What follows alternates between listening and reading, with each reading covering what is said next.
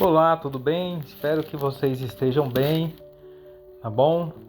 Para que a gente possa fazer uma reflexão hoje aqui no livro de Provérbios, no capítulo 16. Eu realmente espero que essa mensagem encontre vocês bem, tá bom? Quando a gente medita, quando a gente lê aqui Provérbios no capítulo 16, a gente vai perceber logo no início desse provérbio, desse capítulo, melhor dizendo, o quanto a gente percebe, o quanto o escritor de Provérbios ele está anunciando que Deus está no controle de todas as coisas. No verso 1, ele vai dizer que do homem são as preparações do coração, mas do Senhor a resposta da boca. E no verso 2, ele vai dizer: todos os caminhos do homem são limpos aos seus olhos, mas o Senhor pesa os espíritos. Então, o escritor ele está nos ensinando que, por mais que a gente faça planos, que a gente determine, pense coisas, que Deus é quem vai, determinar no final das contas. Obviamente que Deus, ele, através das nossas decisões, ele vai guiando a nossa vida, né? Nós somos responsáveis pelas decisões que tomamos.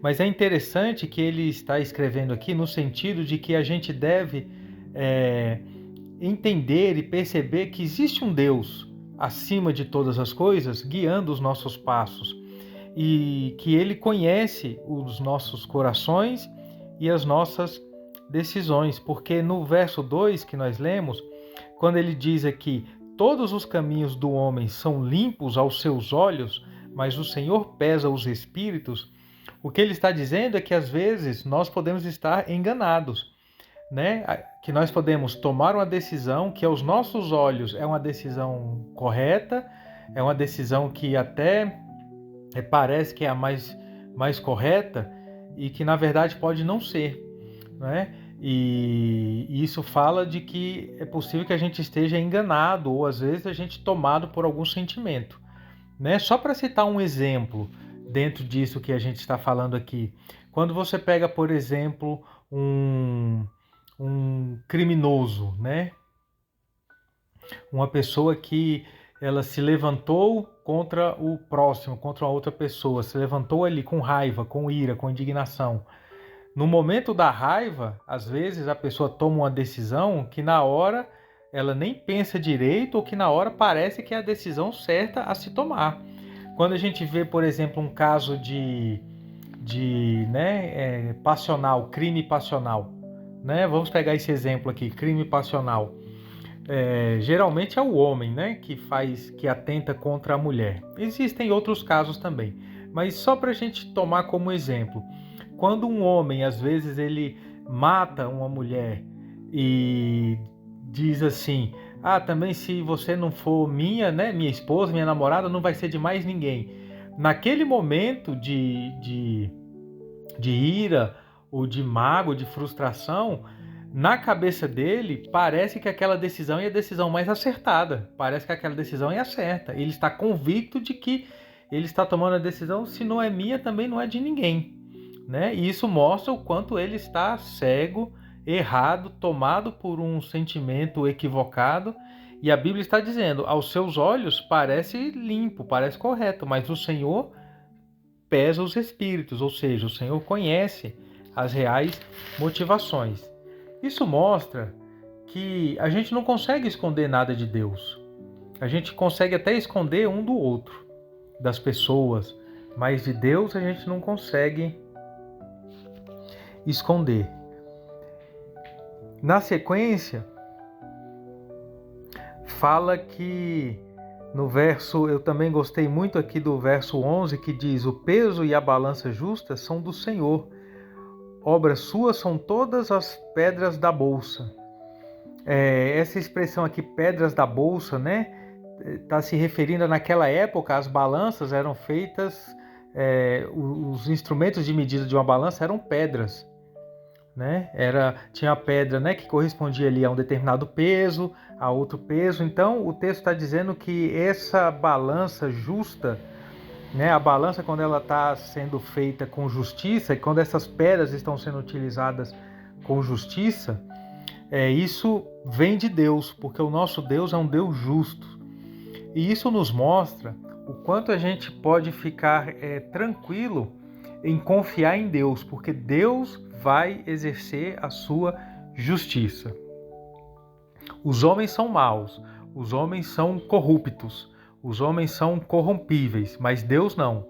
Deus é justo o tempo todo. E ainda que o homem possa fazer uma injustiça conosco, ainda que alguém, porque tenha a oportunidade ou tenha o poder de fazer uma injustiça conosco, aquele que confia no Senhor pode ter certeza que no momento oportuno, no tempo certo, Deus fará a sua justiça.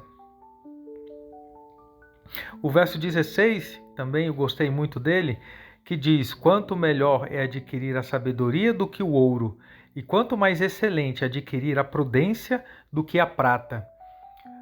Sabedoria e prudência. A Bíblia está nos mostrando que é melhor ter sabedoria e prudência do que prata e ouro, né? Ou seja, do que riquezas. Sabedoria e prudência. Até porque a pessoa prudente, a pessoa sábia, ela vai conseguir adquirir riquezas, ela vai conseguir adquirir o seu sustento ali com honestidade, e que tudo isso é bom e é bênção de Deus. Já partindo aqui para a parte, encaminhando para a parte final do capítulo, o verso 19 vai dizer que melhor é ser humilde de espírito com os mansos do que repartir o despojo dos soberbos. Então, o texto vai começar a dizer sobre a questão de soberba e humildade, orgulho e humildade.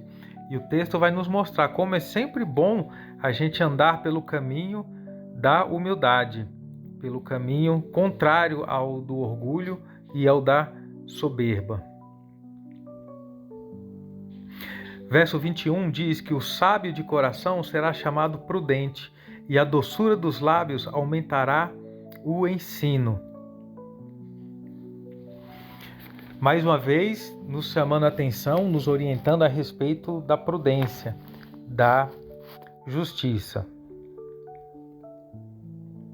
Agora, o 24, ele é muito, assim, nesse texto hoje, nessa leitura hoje, esse verso 24, ele falou ao meu coração, porque diz assim: favo de mel são as palavras suaves, doces para a alma e saúde para os ossos.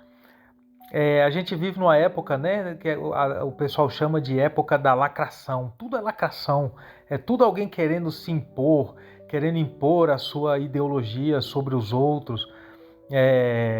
E às vezes a gente não tem o cuidado de falar palavras, como eu posso dizer assim, falar de uma maneira mais equilibrada, de uma maneira mais gentil. Existe até um ditado que a gente fala, que diz assim: a verdade dói. Mas a gente precisa entender que a verdade, se ela tiver que doer, ela tem que doer pela própria verdade e não pela maneira como eu falei essa verdade, porque existem maneiras e maneiras de falar as coisas. Então, não é porque eu não tenho que provocar a dor em alguém através das minhas palavras. Assim, eu digo provocar no sentido de ser grosseiro, de ser ignorante, de atropelar os outros. Mas a Bíblia fala que favo de mel são as palavras suaves. Então, o elogio ou até a correção, quando a gente tiver que corrigir alguém, mas fazer isso de uma maneira mais suave, mais branda, de maneira que a pessoa saiba que ela está sendo corrigida, obviamente, mostrar o erro da pessoa, mas isso não precisa ser feito com ignorância, isso pode ser feito com doçura. E a Bíblia diz que são doces para a alma e saúde para os ossos. Então, se por um lado as palavras doces, como diz aqui o texto, que são como favos de mel, as palavras suaves, se elas são saúde para os ossos, a gente pode subentender que as palavras grosseiras são doença para os ossos. Tem pessoas que estão amarguradas, adoecidas por conta de palavras que ouviram, de palavras duras. Então, esse capítulo, o escritor está nos ensinando acerca da soberania de Deus acima de todas as coisas. Ele está nos ensinando como é melhor o caminho da sabedoria do que o do dinheiro, né? É melhor ter sabedoria e prudência do que ouro e prata. E como nós sermos humildes, não sermos soberbos nem orgulhosos. Agredir os outros com palavras, na verdade, é uma atitude soberba, é uma atitude orgulhosa. E o convite é que a gente tenha essa graça nos nossos lábios.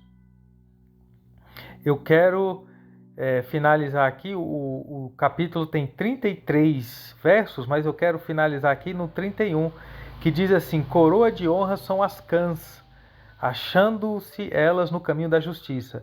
Essa palavra que a Bíblia usa, cãs, é porque a Bíblia tem uma linguagem às vezes mais poética, né? Mas isso aqui significa os cabelos brancos. Coroa de honra são os cabelos brancos. É a Bíblia falando, né, que com os cabelos brancos vem a sabedoria, a prudência, que a pessoa que tem os cabelos brancos é uma pessoa que já viveu bastante, que já viu muita coisa na vida e que a gente deve aprender a honrar e aprender com as pessoas, com as experiências dos mais velhos.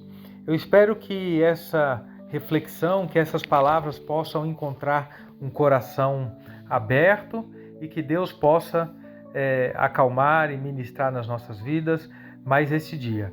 Que Deus abençoe a todos, fiquem na paz.